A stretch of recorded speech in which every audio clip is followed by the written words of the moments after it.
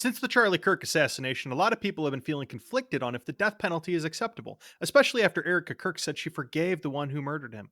The death penalty has been thrown around like some barbaric punishment. Some people say that if you're a Christian, especially an anti abortion Christian like Groot who gives a hoot about abortion, you should be against the death penalty. So, is it okay to be in support of this while being a follower of Jesus? And what does the Bible actually say about the death penalty? Stay tuned to find out. Welcome to Kinks Cultural, where we explore culture from a biblical perspective. My name's Ed, and this is my best friend Lance. Say hi, Lance. Hey, everybody. He's way smarter than me. I'm glad he's here. He's abandoned me for the past month for who knows what. How you doing, bud? I'm good, man. We've been going through some stuff as a family, just some moving, going to a different state, a lot of ins and outs, but it's been a crazy few weeks. But I'm super excited to get back to these videos. So, yeah, thanks for having me back on. Yeah, man, just stop all that though, because this is more important. I agree. Anyway, today we're going to be talking about the death penalty. We're going to talk about how it shows up in the Bible. So, first, we're going to look up Genesis 9. Super interesting because we see that even before God gave the law on Sinai, right, this Old Testament law that people refer to, the law of Moses, we see that God prescribed the death penalty for murder. In Genesis 9, it says, "Whoever sheds the blood of a man, by man shall his blood be shed, for God made man in his own image." So we see that there's a reason for the death penalty. God made man in his own image. Life is sacred for that reason. You can't kill people. And then we see here's an important distinction that we see in the law, right? We get to Exodus 21 and we see that there's a difference between intentionally murdering someone and accidentally murdering someone, or accidentally killing someone. Um, Whoever strikes a man so that he dies shall be put to death. But if he did not lie in wait for him, but God let him fall into his hand, then I will appoint for you a place in which he may flee. So we see that if you murdered someone, well, obviously you get the death penalty. But if you accidentally killed someone, God designated certain places where they could go to escape this death penalty because it was unintentional. Mhm. Yeah, I think that's this scripture passage also like brings to mind when you look over like the edits of like the Ten Commandments. Some Ten Commandments say you shall not kill, right? Where a better rendering is you shall not murder because and the the argument is, well, God actually permits killing in the Old Testament sometimes in certain circumstances. sometimes he And so, commands it. yeah, and so it's totally different to say you're intentionally taking the life of someone who's innocent, and then there's a killing, which is like a just recompense, right? I like that. That's why we say, thou shalt not murder. My Murder. church, anyway. We don't say, you Hmm. shall not kill. We see also, so you can't just go and, okay, well, that guy murdered someone. I have a duty to kill him. No, that is not how God actually prescribes, it has a sort of judicial system. And he says that there needs to be witnesses for a person to be condemned. You must have two or three witnesses, as Numbers 35 and Deuteronomy 17 says. I'll read one of these. If anyone kills a person, the murderer shall be put to death on the evidence of witnesses, but no person shall be put to death on the testimony of one witness. And so, as with everything, even in the New Testament, you see when you have a charge against an elder or someone in leadership, you should have two or three witnesses. It's not just one witness, because then it's just your word against his. You need two or three witnesses, and I would say reliable witnesses, hopefully, um, not people that can be paid and bought for and uh, essentially pushed around into rigging the system. And actually, after this verse in Numbers 35 and verses 33, we actually see another reason for why the death penalty mattered to God. It says, "You shall not pollute the land in which you live, for blood pollutes the land, and no atonement can be made for the land for the blood that is shed in it, except by the blood of the one who shed it. You shall not defile the land in which you live, in the midst of which I dwell. For I, the Lord, dwell in the midst of the people of Israel." And if you are a believer in God, you are in the people of Israel. We got other videos on that topic.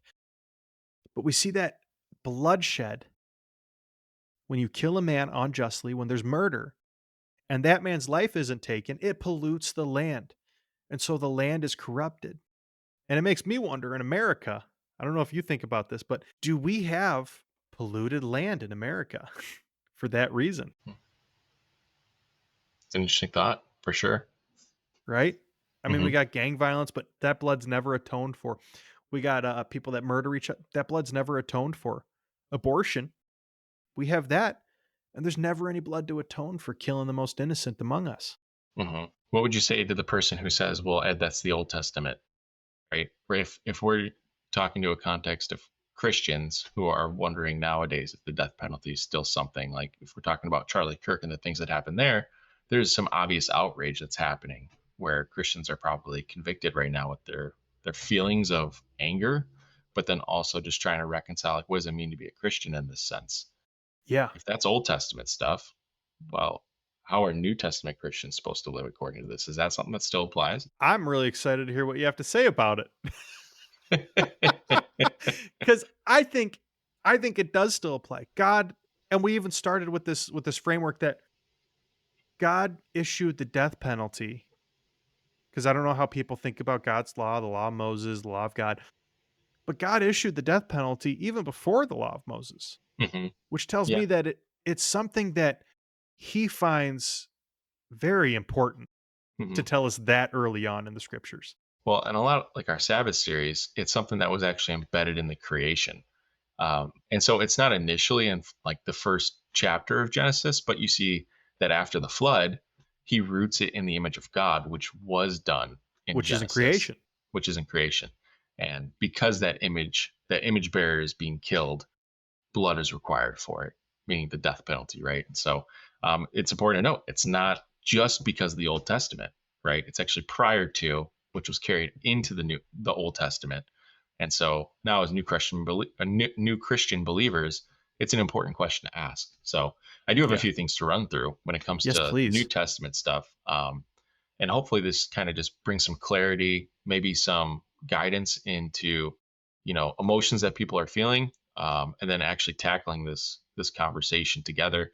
We were doing our research before this. I think we came up with maybe about half the states agree with the death penalty, half don't. So that probably actually reflects the culture as a whole, where some people believe that it's okay, some people don't. And so, kind of figuring out what the scriptures say is really, really important. So, obviously, with Old Testament passages, we would acknowledge that God's law is holy, righteous, and good, right? Like Paul states. And so, the death penalty for a life taken is righteous then. And so, we've pulled a few things throughout Scripture, specifically New Testament, to really speak to these matters. More specifically, how does Paul talk about these things too? And I think he sheds a lot of light. So, the first one that I kind of want to bring some clarity to is Romans 13, verse 4. This is when Paul is talking about the civil government. What role does the civil government have? This is post cross. Christ is already resurrected, right? And Yeah. so, when he's talking about the civil rulers of the time, he specifically says that they are God's servant or God's deacon, Mhm. for your good. He's talking to the Romans. But if you do wrong, he says, you should be afraid, for he does not bear the sword in vain. For he's the servant of God. He's an avenger who carries out God's wrath on the Mhm. wrongdoer.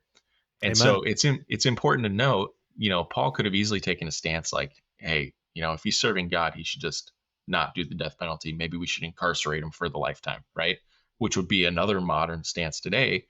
But Paul Yeah. actually Less says barbaric, right? it would be less barbaric according to our modern minds. But Paul actually doubles down on what we would call the death penalty. One, because he's using the image of a sword, and the sword is an instrument of destruction or taking of life. And he says that it's according to the wrath of God on the wrongdoers. And so, for a civil government, you have to ask yourself, well, what would be a wrongdoing against God? And if it's not the law of God, then what could it be? Or how could a civil magistrate know or understand what wrong would have been done against God if it's not according to the law? So I think that he upholds it pretty well here and actually clarifies what a civil government's role is, meaning to punish the evildoer. And he actually says encourage the good as well. I think it's interesting because we can actually see in the inverse, if we flip Hmm. this over, that if the government isn't bearing the sword, right? Because it says if they don't bear the sword in vain. Hmm. But apparently half of the states in our good old US of A, they actually bear the sword in vain. They don't use that sword for just purposes. Hmm. And so we have to ask ourselves, what kind of people are we electing if they don't advocate for God's justice? Because we all have our own sense of justice. And I know mine doesn't, my own personal one wouldn't line up with God's Mhm. if I didn't have a heart submitted to his will. And so we have to ask, does our government, do the people that we elect, do they have God's standard of justice? And do they think they can be more merciful than God? Hmm. Great question. I mean, and that's another topic to dive into maybe in other videos is, does the government have the role to give out mercy? Right. But we can get into that to another topic. That's all good thoughts. And I think now in like the political sphere, there's so many different uh, ideas that people will divide over when it comes to the role of government. And I think that justice is one that's really brought down on the level. We would think like immigration or, foreign affairs, things along those natures take like a really high precedent when it comes to what we actually vote for in government. But administering justice, right? Punishing the evildoer, rewarding the good. That's one of the primary functions. At least when Paul's talking about the civil government, that's the thing he wants to present. That is their servanthood to God, right? Which is important to remember. So that's Romans 13:4 post Yeah. cross. I also want to get into Acts 25:11. Acts 25:11. Paul does not deny of the application of the death penalty here. So this is when he's in front of a council in Rome, and he says, "If I'm a wrongdoer," he's on trial, and he's being accused of um, he's preaching the gospel, but he's being accused that he's breaking Jewish law and even customs of the Gentiles at the time. And he says, if I'm a wrongdoer and have committed anything which I deserve to die, he says this, I do not seek to escape death. He says, but if there is nothing to their charges against me, no one can give me up to them. I appeal to Caesar. And so this is actually prior to the final council that he's a part of. And so he's what he's doing is he's affirming the fact that, hey, if I did something worthy of death, I don't object to it. Actually, I think that that's still something that applies. That would have been a great time to say, hey, the death penalty is something that's unrighteous or not good or anything like that. But Paul says that no, you know what? If I did something worthy of it, I don't seek to escape that. Another verse that we have to pull from when it comes to this topic is First Timothy 1, verses 8 through 11. And so he's instructing Timothy uh, on these people who want to use the law for their own selfish means. And so he's addressing that. And what he says about the law is important here because he says, now we know that the law is good if one uses it lawfully, understanding that the law is not laid down for the just, but it's laid down for the lawless and disobedient, for the Hmm. ungodly sinners and holy and profane, those who strike their fathers and mothers, sexually immoral, enslavers, liars, and whatever else is contrary to sound doctrine. And so when Paul is drawing or speaking about the law to Timothy, what he's saying is as long as it's being used lawfully, it's good. And so this is post Christ still, right? And so that would also include the laws of if someone murders somebody, they deserve to be killed in return, right? So the death penalty would still apply to this. This would have been a great time to say, you know what, the death penalty no longer applies. But Paul actually says that it is good if it's used lawfully. Going back to what you spoke about, they would still have to be in a court with at least two witnesses to be charged with that crime, right? Because that's lawful. Because that's lawful. Now, And we if you see in had this text, it's all things that earned the death penalty too. right, right, and there's more than the ones that I just listed. I just did it for the sake of time, Yeah. and Those for would the probably fall under whatever else is contrary to sound doctrine, though. yeah, whatever else is contrary to sound doctrine. But it's important to note that even though we can say that the death penalty is still upheld in the New Testament, that doesn't mean that people can just accuse anyone of murder and therefore we can go kill somebody, right? There No, still needs to it's be not a mob court of justice. appeal. That yeah, there's no mob justice here. You still need to have a court. You still need to have evidence brought before a court to determine whether or not someone's guilty. That's the lawful use of the law. Um, but the death penalty is still a part of the law. I love it, man. And I like you left this verse off. You have it in the notes. In accordance with the gospel of the Mhm. glory of the blessed God with which I have been entrusted. That means that this law, when used lawfully, is in accordance with the gospel of the glory of the blessed God. That's verse 11. I think that's cool because people think this pops in my head every time I hear a Christian be like, "Well, we can't be okay with the death penalty." That they don't they think they can be more merciful than God is. But God gave this for a reason. It's because he cares about justice. That's why he sent his son to die for us, because there is justice. And so I've incurred the death penalty with my sinful actions in my life, just as every human being has. We've all sinned against a holy and righteous God, earning wages, right? The wages of sin is death.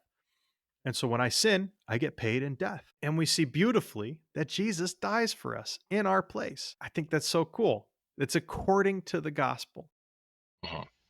Yeah. Anyway, I think people want to be more merciful than God. And so people actually throw this objection to the death penalty in John 8, verse 7, where they bring a woman who they say was caught in the act of adultery before Jesus. And they say, "What do you think we should do with her?" And he said, "Whoever is without sin among you, cast the first stone at her."